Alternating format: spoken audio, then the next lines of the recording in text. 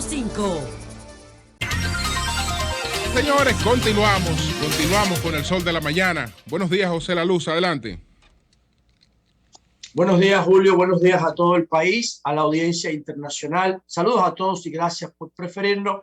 Recuerden que los lunes tenemos que ser disciplinados con la alimentación. Ya yo tengo aquí ready mi desayuno para hoy. Ayer era domingo y yo me comí un sándwich. Preparé, yo me comí unas actualizadas, después me comí un locro al mediodía. Pero ya los lunes usted tiene que ser disciplinado con la alimentación. Ustedes miren mi desayuno. Este es el desayuno que yo tengo para un rollo de vegetales con limón. ¿Por qué? Porque si comemos todos los días como si fuera domingo, nos jodemos. En la República Dominicana, la mayoría de la población ya es preobesa o tiene problemas de obesidad. La mayoría, incluyendo niños.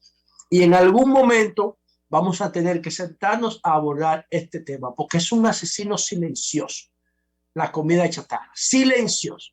Qué maravilla tener una esposa nutricionista, ¿es? Porque bueno, sí. Aunque tú tengas conciencia, me imagino que ahí están las manos de Niurka. Bueno, sí, ella me lo preparó. Ella me lo preparó. Pero realmente hace mucho tiempo, Marilena, que yo vivo promoviendo a lo que se llama alimentación inteligente, y creo que obviamente influenciado por cuando Niurka hizo esta especialidad en INTEC de nutrición, y eso me influyó y yo decidí convertir eso en una política pública. No es justo que solamente la clase media o alta que puede pagar una consulta de nutrición pueda comer sano. Eso no es justo. Entonces los que no pueden pagar una consulta de nutrición van a seguir comiendo basura, pensando que están comiendo bien o que están comiendo bueno. Porque eso es que la publicidad te satura, te engaña, te manipula. Y hay dos fuentes que nosotros tenemos para alimentarnos: la publicidad y la cultura de nuestros padres y nuestros abuelos, que no sabían nada de cocina, pero que cocinaban bueno. Pero no tenían ni idea de lo que significa un patrón nutricional o los contenidos de nutrientes de un alimento. No saben, no tienen idea de eso. Y por eso yo reitero, de lunes a viernes tenemos que ser frugales, tenemos que ser cautos, tenemos que asociar la alimentación al deber o el tipo de trabajo que realizamos o de estudio. Y los fines de semana podemos disfrutar la comida que nos gusta, pero no podemos disfrutar la comida todos los días, salvo que tú llegues a la categoría de disfrutar lo sano, que es donde yo aspiro a estar, disfrutar lo sano. Saber que un rollo de lechuga o de espinaca me guste, disfrutarlo. Y ese es el plano ideal para poder, por lo menos desde el punto de vista de alimentación, tener una vida sana. Y esa es la mayor riqueza que una persona puede tener, señores, estar sanos. Entonces, vamos a entrar en materia. Primero, yo quiero manifestar mi preocupación por lo que está pasando en la India. Diantri, ¿qué es lo que estamos viendo en la India? Bueno, para que tengan una idea de lo que está pasando en la India, hay un nivel de contagio de 243 personas por minuto. Lo que aquí puede pasar en un día, allí está pasando por minuto. Segundo, 3,000 personas muertas cada día. Lo que aquí ha pasado casi durante toda la crisis, allá pasa en un día en materia de tasa de mortalidad. Pero además, cuando vemos los números, ellos están llegando a 195,000 personas muertas con 2,800. En el día de ayer fueron 2,812, pero tienen actualmente 17.3 millones de casos, 17.3 millones de casos. ¿Y qué es lo que pasa en la India? Bueno, en un día, para que ustedes tengan una idea gráfica de esto, ellos habían alcanzado para septiembre del 2020 su mayor cantidad de casos, con 90,000 en un día. 90,000 casos positivos en un día. Eso fue en septiembre del 2020. Ahora, en la semana pasada, ellos tuvieron, oigan esto, 280,000 casos en un día la semana pasada. Pero eso no se quedó ahí. Eso no se quedó ahí. Están teniendo por encima de los 350,000 casos al día. ¿Usted está escuchando esto? Cuando uno pensaba que a esta altura del juego, India es la mayor productora de vacunas del mundo. Creo que lo comparte con China eso. De productora, no generadora de vacunas, sino a donde están donde están las fábricas de producción de vacunas. China es una potencia de fabricación de vacunas mundial. De hecho, la mayoría de la medicina que se consume aquí se produce en India. La mayoría de ellos nos donaron a nosotros al año pasado una cantidad de medicamentos para los tratamientos del coronavirus. Entonces, cuando uno pensaba que ya esto iba a estar en una fase de control, resulta que no. ¿Y qué es lo que parece estar pasando? Y por eso es mi preocupación, además de mostrar todo mi respeto y solidaridad a la comunidad india, aunque sea pequeñita en República Dominicana, por lo que están viviendo. Están viviendo un infierno, señores. Están quemando los cadáveres en espacios públicos, sin ningún tipo de procedimiento funerario, quemándolos por un tema de salud pública, de tantos muertos que están ocurriendo. Entonces, lo que he visto en algunos medios autorizados es que hay una nueva cepa del virus, que ellos le llaman la doble mutante, y la han identificado como B1-617. ¿Y qué es lo que parece ser? Porque todavía esto no es de consenso entre la comunidad científica. ¿Qué es lo que parece? ¿Cuál parece ser la fortaleza de esta nueva cepa? Que modifica las estructuras del virus de proteína. Cuando modifica las estructuras de proteína del virus, el virus es un metadato de información de genética que está protegido por una capa de proteína. Y parece ser que esa modificación estructural de la proteína que protege al virus, entonces le quita efecto a las vacunas. Le quita efecto a las vacunas que no pueden producir la misma cantidad de anticuerpos con esta estructura de virus, con esta cepa que con la que están diseñadas para hacerlo. Eso es lo que parece ser. Ahora, tampoco la comunidad científica se ha puesto de acuerdo en cuanto a si esta nueva cepa, la B1-617, es más contagiosa y mortal que las anteriores. Pero los resultados en India parecen indican que si son producto de la nueva cepa, tenemos entonces que enfrentar en el mundo una nueva etapa del virus. ¿Qué también puede haber pasado? Tengo que seguir buscando información, que las autoridades hayan bajado las manos. Las autoridades hayan bajado las manos y entonces eso haya producido un recrudecimiento de la circulación del virus en la India. Eso también pudo haber pasado, pero lo cierto es que lo que la India está viviendo en materia sanitaria, yo creo que no lo había visto el mundo nunca.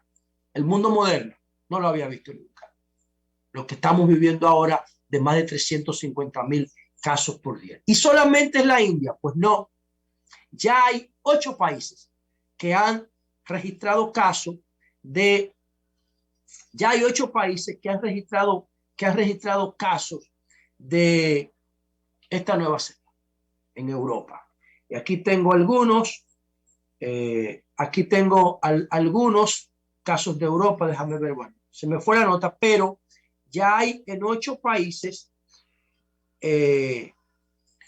casos con esta cepa de B-1-617. Vamos a cruzar los dedos, señores, porque estás hablando de esta importante cepa, solamente para informar que parece que se está produciendo un fuego ahora en Independencia, cerca de las Núñez de Cáceres, como por la altura de la cervecería. Ya de producción están en contacto con los bomberos y más adelante tendremos informaciones, pero eviten la zona porque esto genera la llegada de varios camiones del cuerpo de bomberos, genera dificultad en el tránsito. Hablabas de la cepa y excúsame por la interrupción. No, no hay problema. Lo que quería decir es que no solamente es en India, ya se han identificado casos en 8 países de Europa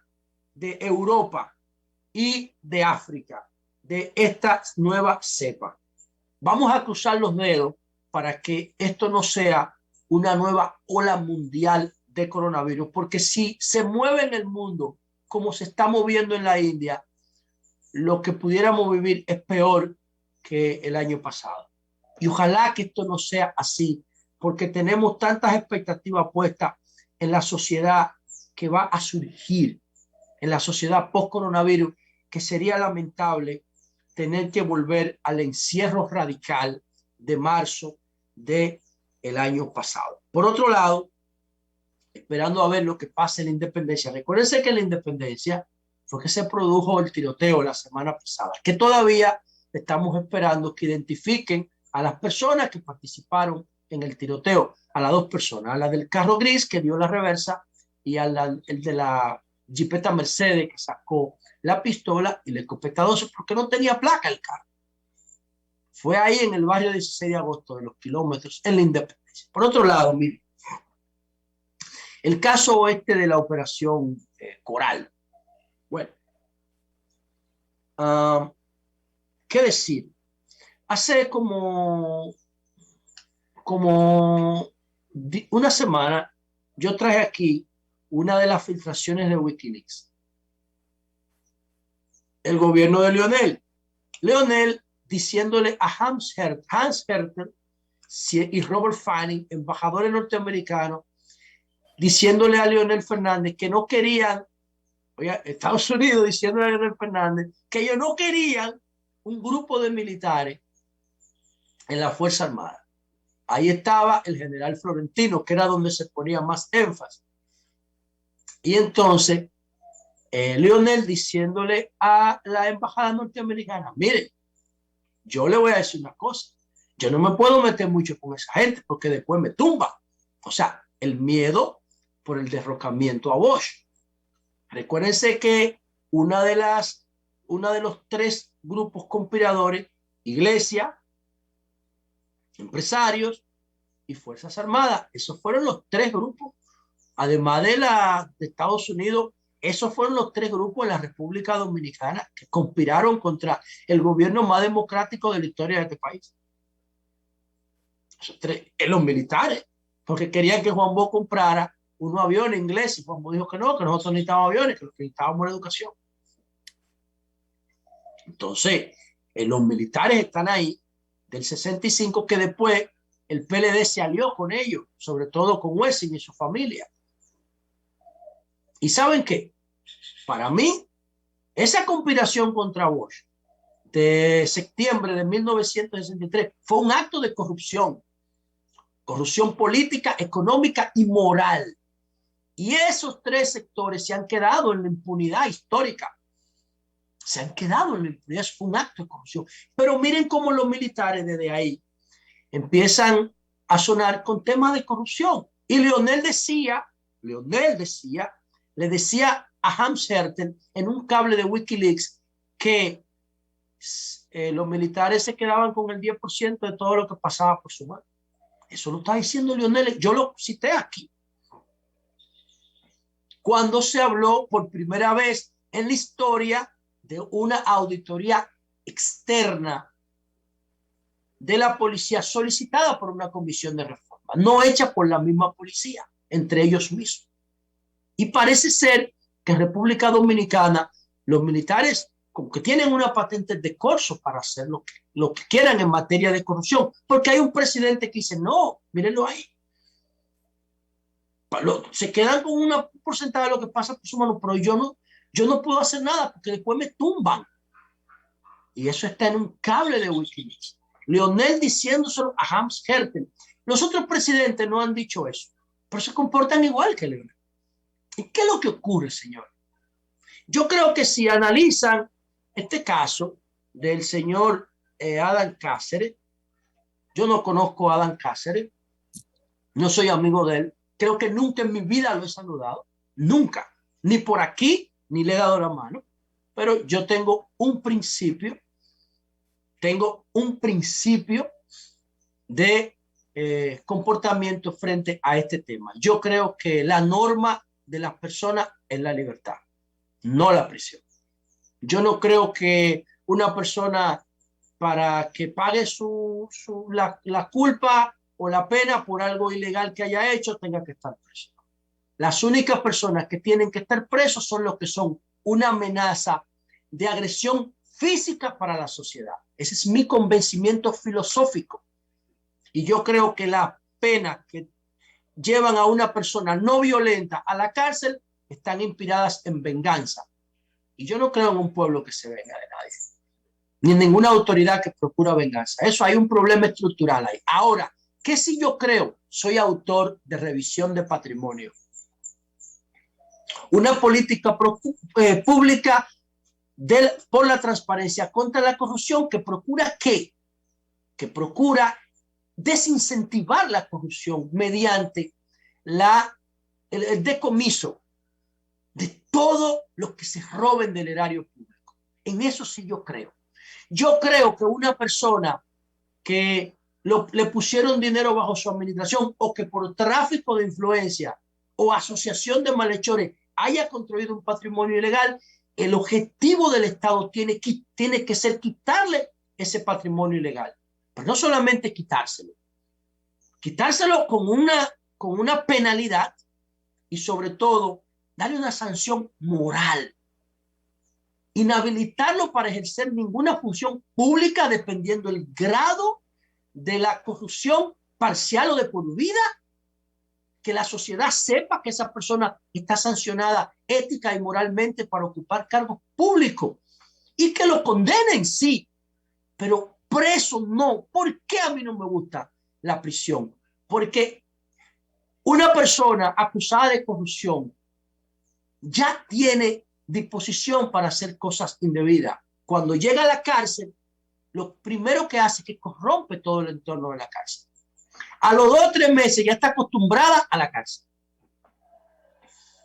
y tiene todo su patrimonio afuera. Entonces empieza a identificar las debilidades del proceso penal y puede salir 1 o 2 años y está habilitado para volver otra vez a depredar el erario público y se queda con todo su cuarto y echan una especie como de caparazón y no le importa nada, ni lo que digan ni nada. Se quedan con su cuarto, te hacen 2 años de cárcel y siguen como Johnny Walker. No le importa nada. ¿Y qué es de dónde yo saco esto? Bueno, ¿cuántos años tenemos sometiendo gente? ¿Y cuál es el resultado? Ninguno. No hay resultado. Ahora, yo sí creo que hay que enfrentar con determinación la corrupción y no creo que todos los militares sean corruptos. No creo eso y lo digo cada vez que tengo la oportunidad y creo que esta es una oportunidad histórica que tiene la sociedad dominicana de ver que no solamente se le marcha a civiles, no, también se le puede marchar a militares y creo que los decomisos que se den en materia de corrupción tienen que ir a beneficiar la vida de los policías y militares que no están metidos en actos de corrupción y que están arriesgando su vida en las calles o cumpliendo con su servicio. No es verdad que 3 o 4, que una cúpula de militares que se hayan llevado unos cuartos para su casa al margen de la ley, hay que respetarlos porque sean generales. No, al contrario, esos generales que se roban ese dinero, primero no son todos y segundo, lo hacen a costa de la mayoría de los policías y militares que están arrastrando un motor por gasolina. Lo hacen a costa de la mayoría de los militares y policías que están arrastrando un motor por la calle sin gasolina o pidiendo cena en un colmado. Eso tenemos que verlo también. Ahora, ¿qué es lo que ocurre con estos términos? ¿Qué es lo que ocurre con los militares? Sobre todo con los que están en el entorno de los presidentes. Yo puedo decir un poco de eso porque pertenezco a un partido, pertenezco en bajo perfil. Porque yo no he vuelto a pisar el PLD, hasta que esa cúpula esté ahí. No vuelvo. Si le da la gana que me voten, no me importa. Me da par de tres. No vuelvo hasta que no estén ahí los usurpadores de la voluntad interna del PLD. Ahora, ¿qué es lo que ocurre? Señores, miren, estas figuras que están al lado de los presidentes, lamentablemente, en la mayoría de los casos, yo no conozco los detalles de esto del señor Cáceres, no lo conozco, pero sé que ahí está junto a su esposa y a tres militares más, Rafael Núñez de Asa, que es coronel, y el teniente coronel Raúl Girón de la Policía Nacional. Y está el pastor Tanner Antonio Flete y Rosy Guzmán, que es la esposa de él. Pero ese caso tiene ya más de 2 años rodando en los medios, más de 2 años la denuncia de corrupción. Pero el PLD no tiene 1 año que salió del poder. El gobierno, porque el PLD nunca ha estado en el poder para mí. En los que han estado en el poder son Leonel y Danilo. El PLD de Bosch nunca ha estado en el poder. Pero en los gobiernos del PLD que estuvieron ahí, no investigaron este caso. Nunca se preocuparon por investigar. Eso tiene más de 2 años rodando en los medios de comunicación, dando vueltas. Y diciendo que esta gente se han buscado un paquete cuarto y que esa pastora no puede justificar lo que tiene. ¿Por qué el gobierno de Danilo Medina no lo investigó eso? No lo investigó. ¿Por qué el Ministerio Público no investigó eso? ¿Por qué el PECA de Danilo no lo investigó? Se quedó en el limbo. Pues miren ahora las consecuencias. Miren ahora las consecuencias. ¿Y qué es lo que ocurre? Bueno, que estas personas que están al lado de los presidentes. Yo recuerdo una vez, cuando yo estaba en la otra emisora, en la C. Eso fue en el segundo gobierno de Leonel. A mí se me acercó una persona, un español, que lo llevó una persona que yo conozco de los medios, fue con él a la Z, en la luz. Ven, sal, que queremos decirte algo. En el año 2007-2008, yo estuve muy cerca de Leonel Fernández, muy cerca. Muy cerca. Yo salía de la Z y me iba para el Palacio. Muchas veces, 2 o 3 veces a la semana. Muy cerca. Incluso yo llegué a redactar decretos y se lo pasaba. Vamos a poner a funar. Yo lo redactaba. Una vez redacté, bueno, no voy a mencionar nombres, pero yo redactaba decretos. Así de cerca yo estuve ahí. Y yo sé de lo que estoy hablando. Y una persona que me escuchaba de los medios de comunicación fue donde mí y me dijo, Lalo, yo te traje a esta persona aquí que quiere que tú le consigas una cita con el presidente Leonel Fernández. Oiga lo que yo le voy a decir. Me dijo, él tiene $1 millón de pesos para ti. Estamos hablando del 2007-2008. Él tiene $1 millón de pesos para ti y $1 millón de pesos para la persona que le va a coordinar la cita ya. Imagínense lo que le estaba dando a él. Y yo dije, no, yo no sé, yo me asusté, yo tengo que ver con esa vaina, a mí no me jodas con eso. Y me quité de eso. Pero yo estoy seguro que le consiguieron la cita. ¿Y quiénes son los que hacen ese tipo de trabajo? Los militares que están en el entorno. Así que consiguen el dinero. ¿Por qué? Porque un militar que está al lado del presidente todo el tiempo sirve de mensajero de muchos funcionarios y de muchos empresarios que quieren ver al hombre. Entonces le iba diciendo, mire, presidente, que fulano está ahí, que lo quiere ver. Es más, oigan lo que yo le voy a decir a ustedes. Para que ustedes tengan la idea de qué es lo que pasa con esto y cómo esta gente consigue todo ese dinero. Por eso lo acusan de qué? Riqueza que no pueden explicar. Porque el señor Cáceres nunca manejó una institución, que yo sepa. A menos que sea el cuerpo de ayudantes militares. Yo no sé cómo se maneja eso. Ahora, ustedes ven las inauguraciones. Yo no sé si en este gobierno se está dando igual, porque no tengo información. Pero lo del PLD yo sabía. Ustedes ven las sillas que se ponen ahí, en las inauguraciones. Hasta con esas sillas se trafica y se vende. Y quizá María Elena no tenga información de esto, porque nunca ha sido funcionaria ni está vinculada al poder político. Pero Julio y Auri saben lo que yo estoy diciendo, y Oli también.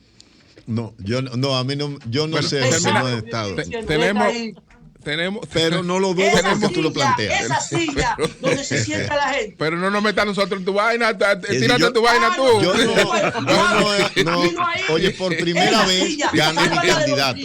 Tírate tu Y cosa yo tú no ahí ya. con él. No, ustedes saben, sálvala de los ministros, que le toca estar ahí por el tipo de acto, por la naturaleza del acto.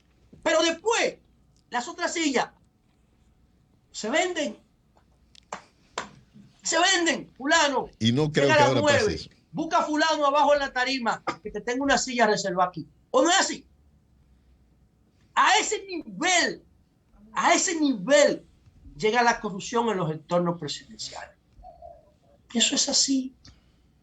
Y los militares no solamente han manchado el gobierno de Danilo, han manchado el gobierno de todos los presidentes.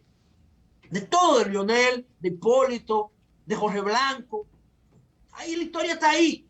Nunca se le había marchado a este tipo de cosas. De esa manera, como se está haciendo ahora. Vamos a esperar a ver si los resultados son distintos. Pero es una práctica.